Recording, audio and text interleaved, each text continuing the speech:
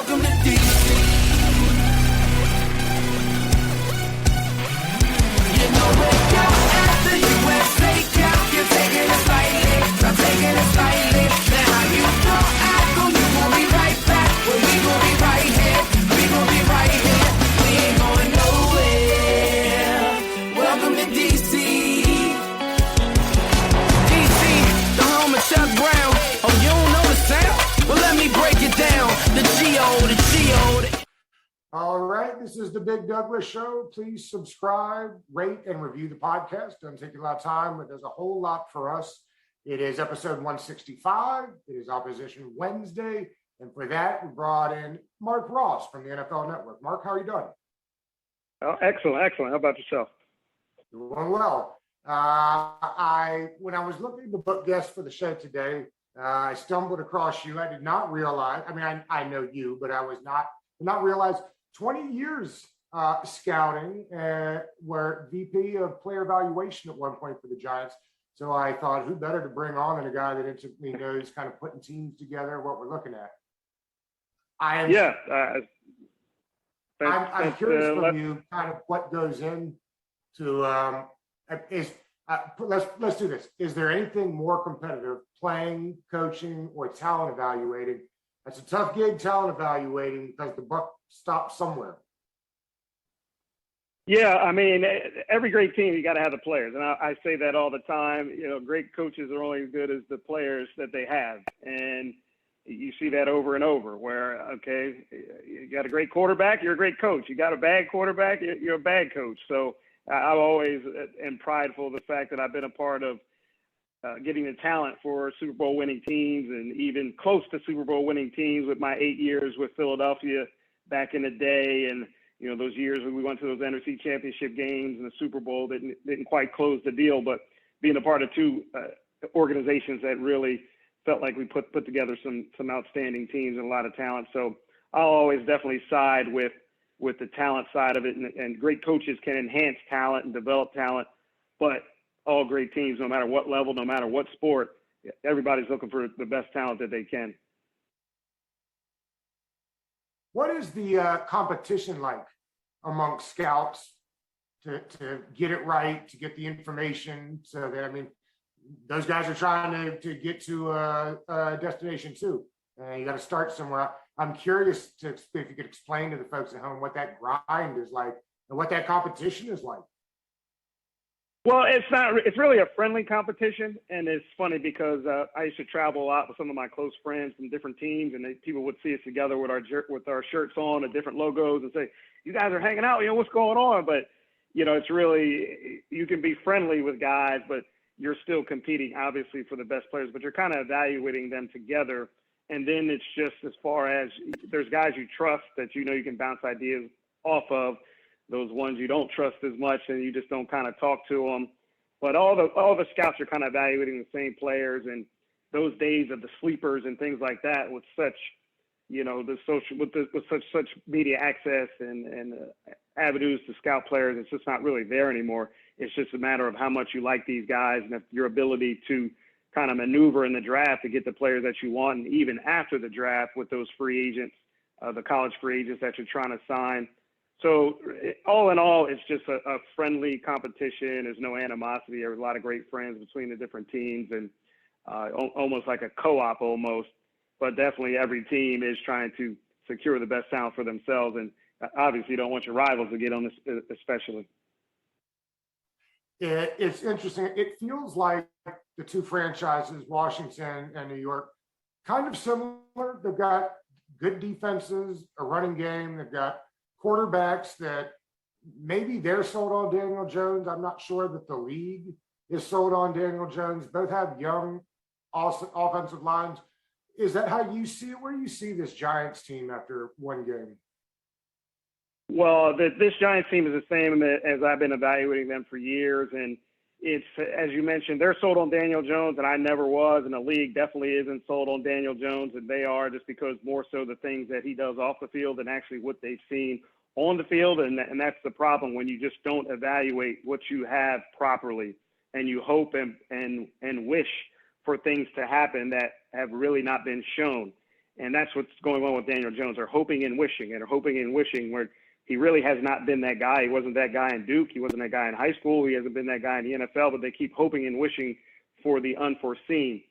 That being said, the defense, they thought they could rely on the defense this year. And last year, they kind of did a lot with smoke and mirrors, completely different than Washington, who's got big-time players on that team. The Giants did it kind of with smoke and mirrors. And in the first game this year, they kind of got exposed where an off-season of preparation, and Pat Shermer was there, who used to be the coach of the Giants. So he knew that personnel well and knew the scheme to kind of defeat that. And I think you'll see that more so going forward. They've got a lot of injuries, of course, Saquon Barkley and a big free agent signing, Kenny Galladay, their first-round pick. Kadarius Toney was hurt. Kyle Rudolph, another free agent signing. So that's all been, downhill for them. And then the offensive line has been a big, big issue opening game last year. And these kind of problems have consistently been there for the Giants over the last couple of years. So they've got to overcome a lot. And just mirroring it with Washington, as I mentioned, the defense, when you guys, I think, have some big-time playmakers on defense and offense. But, again, you might be hindered a little bit with the quarterback. The only difference is you guys got a guy you brought off the street, and you didn't take him with the sixth pick in the draft. So it's a little bit of different situation going on there on that side. Mark, both teams also went retread for the general manager positions, both franchises. Were you surprised by that? You said the retreads? Is that yeah, both of them went retread for general managers this go around. Well, not surprising because that's the NFL, and that's what the NFL generally does. It's some teams are very old school, and they go for the familiar. They go for the comfortable. They go for the, oh, this guy's done it. Okay, all right, but you need something innovative. You need something new. You need somebody with some fresh ideas. And you see certain teams are doing that, especially on the coaching end of it. Some teams are doing it on the GM end of it. But traditionally, the NFL does things like this where you just kind of just rotate guys and they go from team to team. And you see that with veteran players. You see that with veteran coaches. You see that with GMs of that nature. So do I think that's the best way to go about things? No, but I think those franchises look at it that kind of way, and that's just kind of standard operating procedure in the NFL. I got to admit, I'm a Georgia homer, grew up Georgia fan. Andrew Thomas struggled, and it surprised me. Has it surprised you? It has. I thought he would be a good player. All kind of young guys have some struggles, but then you saw last year with Tristan Wirfs and Mekhi Becton and Jedrick Willis, who were all rookie tackles who got picked after Andrew Thomas, who played really well. And I thought Andrew would be a good player. I did not think he would look this bad. I mean, he's not looked good at all. He doesn't look strong. I thought he was a good athlete. He doesn't look particularly athletic. He makes a lot of mistakes, and it's been a little bit disappointing. And I definitely thought that he would be a good player. And it's just sometimes you see the talent that you don't know they get in the wrong situation. You don't know what's going on with these guys, or if something has happened between him from UGA to now, or when he first got in the league, or it didn't develop quick enough, or something happened with him. So I know the Giants are particularly, they need him to play better, and they need him to develop fast because it could get out of hand in a hurry, and especially last week. Now you got Chase and Montez coming at him. So there's no rest for him. What have you thought about this Joe Judge staff? I was surprised that he brought in Garrett when we know Garrett well in the division. I think Washington fans were excited when he brought on Jason Garrett. Tell me, what's going on there with the coaching staff? Well, it kind of gets back to what you said, Doug, about the GM. It's the familiarity. And Jason Garrett played for the Giants, and I know he was beloved by the ownership and there with the Giants. So I think that's the major reason why he was brought back. Maybe not particularly Joe Judge's decision, but a group decision, kind of spearheaded by the ownership to bring Jason back because the way they liked him. But as you mentioned, you got to look at things the way opponents look at players, opponents look at coaches, opponents look at those things like that, not really how you look at it. And, I don't think anyone in the NFC East was really scared to see Jason Garrett come there, or anyone in football really particularly scared to see Jason Garrett come there. And you have to look at that as well when you look at players, or, oh, they signed that quarterback? Okay, cool. Playing the Chicago Bears. Oh, Andy Dalton's playing? We're good. oh man, Justin Fields is playing, we got a little bit of worry now. So I think the familiarity with Jason Garrett was the main reason why he was back there. It's interesting with the coaching staff. They went new, we went old. Sometimes it feels like, coaching staffs can get in their own way, where they're, got the smartest man in the room type mentality. How do you juxtapose that in the front office, where you may have a certain plan, right? And you get players, and then all of a sudden the coaching staff is like, it's a tough marriage how that works. How do you see that working so far with New York? Because I was surprised. I'm also curious, like with Kadarius Toney, there's a lot of fan guys that do this, that, they have numbers, like there's an age at which a guy's supposed to break out. He was late on that. I'm curious how scouts actually see that and those numbers. So, for the first part with coaching and scouting, the best stats I've been on is where everybody's in one accord. Let's say you draft a player and they know these are his certain skills. All right, and the coaching staff knows to use that player for their certain skills. At the worst situation is where coaches get to, well, this is the way I've done it. This is the way I've always done it. And they don't want to innovate. They don't want to progress. They don't want to look forward with what's going on with football, with what's going on with players and how to use the modern players. You've seen this a lot over the last 5-10 years, where how college is kind of dictating the way the NFL plays, and the teams that were resistant to kind of accept that and accept those sort of players and accept those sort of innovations kind of got left behind. So the best teams are the ones that look at what's going on and innovate, not just say, well, this is the way we've always done it, so we're just going to keep doing it like this. In a situation with numbers and Kadarius Toney, he's the one that, coming into Florida, kind of a late bloomer, and you have to use him for his strengths, and that's just kind of a versatile guy. That's what he did at Florida. But then you get him in the first game this last week with Denver, and he got in the game. You're going to use him as a gadget play because he was hurt all week. It's like, we're not going to put this guy in and have him run a go route. So you have to match, the talent with what you see on the field, with numbers, with the coaching staff, and it really is a puzzle that everybody, the communication, that you all have to work together to bring about the best talent and maximize the talent that you have. And if there's some resistance, if there's some animosity, if there's some infighting about that, it's not going to work. No similarity between the two teams. Both teams signed D tackles to fairly big contracts. Leonard Williams, bigger than Jonathan Allen's.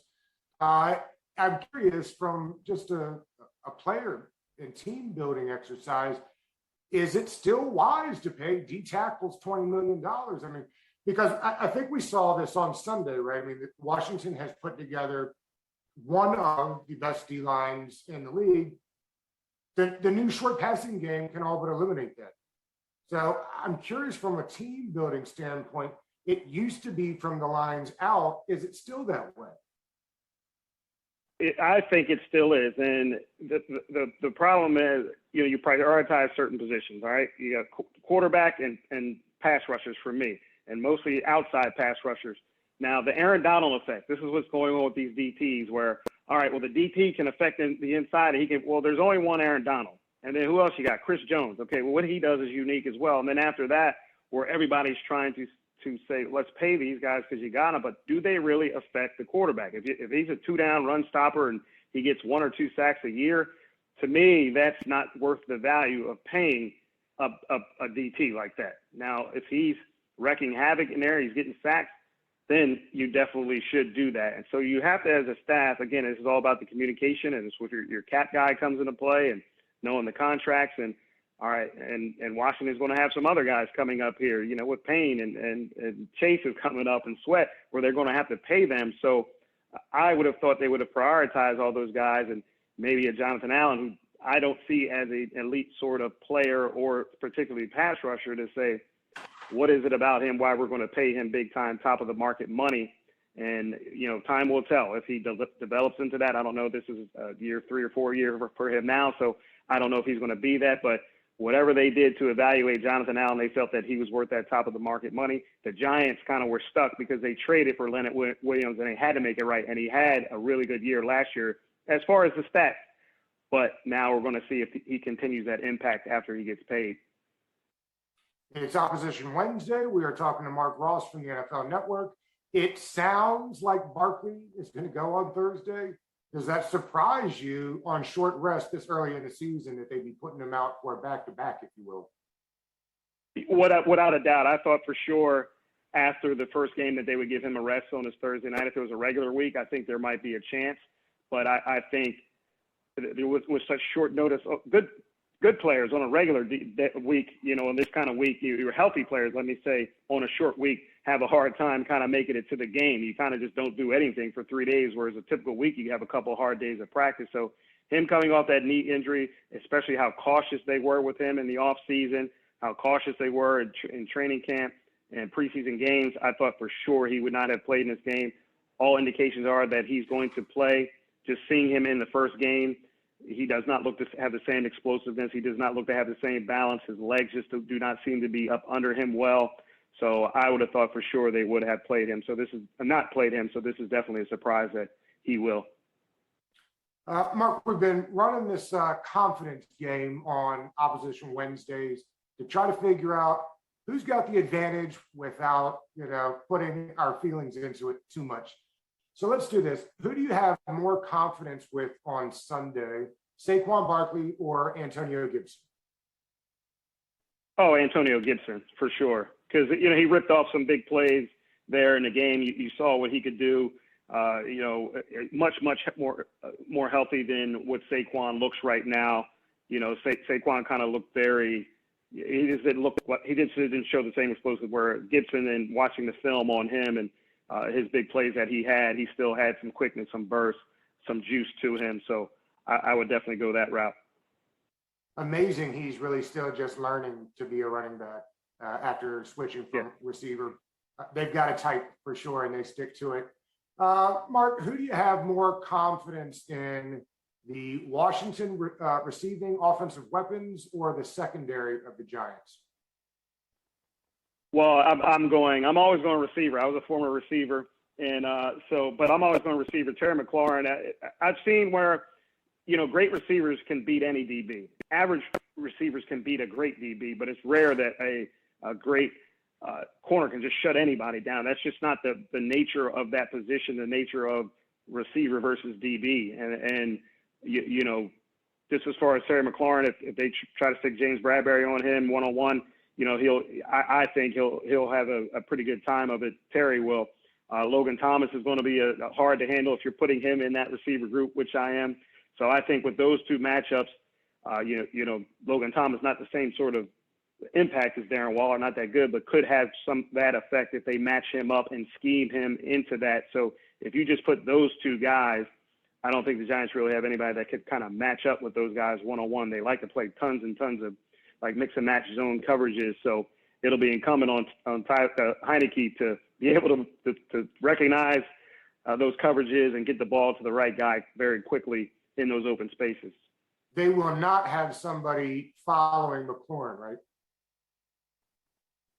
Following the corner. Yeah, do they star the corner on the number one receiver there in New York? Sometimes, last year with James Bradbury, they did some of that. In this game one, they did not. So I'm not sure if they'll kind of get back to some of that. But at times they matched him up. At times they just kind of played him towards the left-hand side. They've got a Dory Jackson there now as well.